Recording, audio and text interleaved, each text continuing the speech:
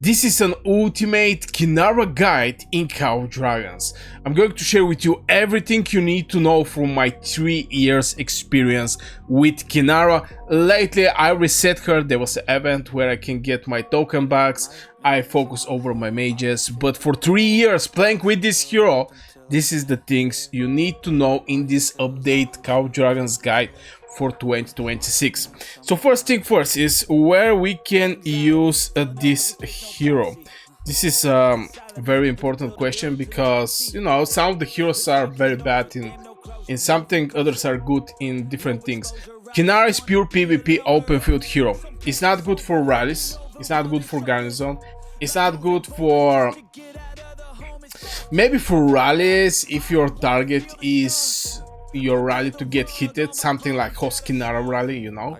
But these days the game just gives so much opportunities to not hit the rallies. I mean, so much settings, and hitting the rally I think is by default set it out. But yeah, the game somehow prevent from this thing. So the strong side is not for behemoth, not rally, not garrison. It left only the open field. This is where the Kinnara is shining, but she's shining in the open field by 2 different ways. First of all, I want to say that this is a troop, a single troop. This is only for marksmen. We're having other heroes that can be combined for. Some people actually spoke about the cavalry, but I don't believe Kinnara is for cavalry. For example, some heroes like Margaret can be like with celestials, with mages, and with marksmen, but Kinnara is purely for marksmen. So what is the strong side of Kinnara? Let's continue there. First of all, she's doing pretty nice damage, 1.4k skill damage factor.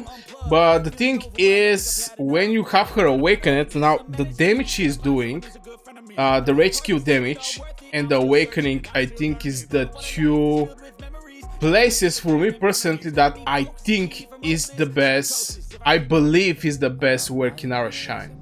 Because this one, this spell, when you get hit by normal attack, you better not get hit by normal attacks, okay?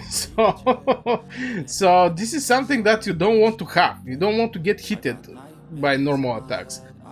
This spell is also very nice, 20% for the generation 1 hero. It's absolutely wild. Physical attack bonus. And here we have normal attack damage bonus, again 20%, and hero skill damage taken reduction. I really like hero skill damage taken reduction because it's reducing the damage you're receiving from the mages, especially for AoE mages. So I can say it's a W here, right there. So from point of skills, what is going to be the skill building order? Obviously it's going to be the first one. Deals damage to the target. If you want to use Kinnara with Hosk, or Kinnara with Hosk. If you want to do Hosk Kinnara, not Kinnara with Hosk, Hosk Kinnara, this spell is going to be a very important, very good for you when Legion is hit with a normal attack. And if you want to get hit and use this hero just to generate merits from getting hit, this is the spell that you should go. And there is so many, especially the infantry. The infantry is counting so much over the counter attack. So if you want to do it the same with the Kinnara, you can do it. But in general, it's just the first spell and maybe the third one. If I have to put an order, it's going to be the first one, the third one. After this, going for the second one. And finally the last one, and maybe awakening this hero. Now awakening of this hero is very nice because 20% chance to inflict defense break on the target legion, basically reducing defense by 20% for 3 seconds. So 20% is something like every 5 hits you're going to get 1 proc for 3 seconds, which is going to cover like 60% from the time, this 3 seconds defense reduction, which is a very solid. So after we spoke about the skill build order, basically the first one, the third one, after this is the second one, and finally the counter attack. If you go with Hosk, obviously the first is going to be the counter attack after the main skill of the hero. Let's talk about the talent tree. Now talent tree, I prefer to have this hero on the control talent tree. Obviously I didn't actually build it that much. What is this thing? Why is 23% selected? Yeah. So the thing I do with Kinnara is obviously going to stack like the majority of the marksmans.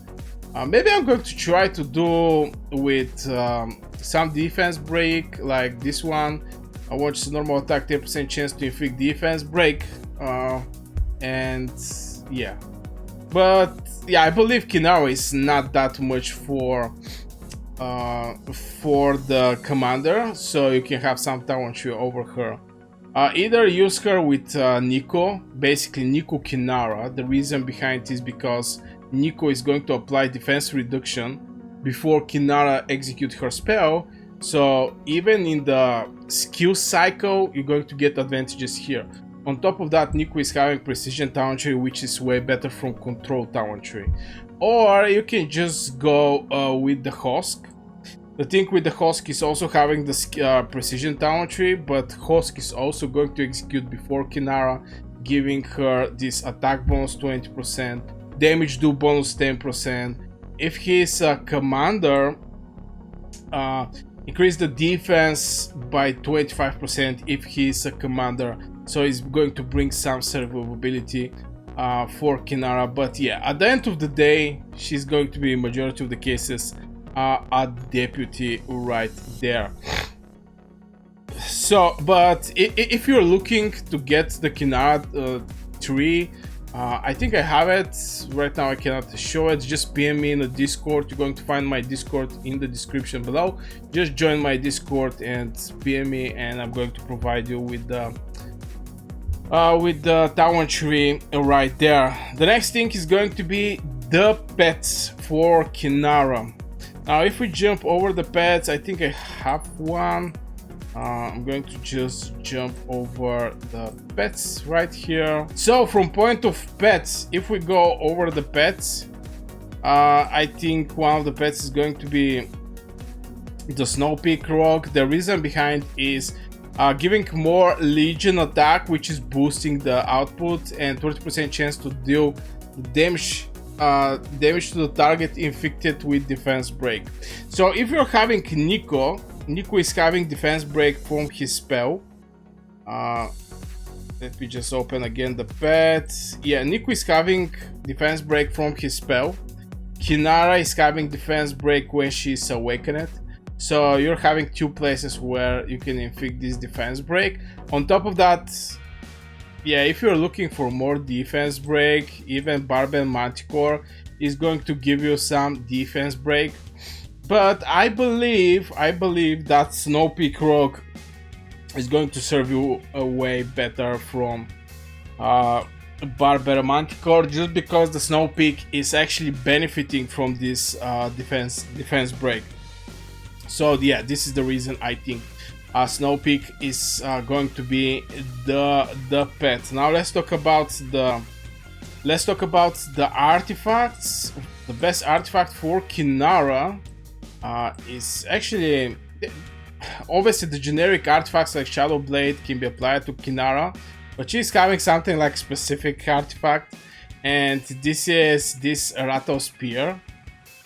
Strikes 3 times in the designated arc, dealing some physical damage, blah blah blah. It's something like Infernal Flame for Lily. It's basically like it's also hitting like 3 times, but as you can see there is something like a range of this thing, and it's having additional effect. When your legion inflict defense break on the enemy legion, your legion gets defense penetration, ignore 10% of the enemy defense for 7 seconds, which is absolutely wild. For 7 seconds defense penetration, it's crazy, because Nico and Kinnara is going to give you this defense down. So from there is coming the huge synergy between Kinnara and Nico. And if you want to go with Hosk, because Hosk is not only if you want to get hitted and use this Kinnara Hosk, something like a legion that is going to do huge counter attack and get a lot of merits, even though that is not going to survive.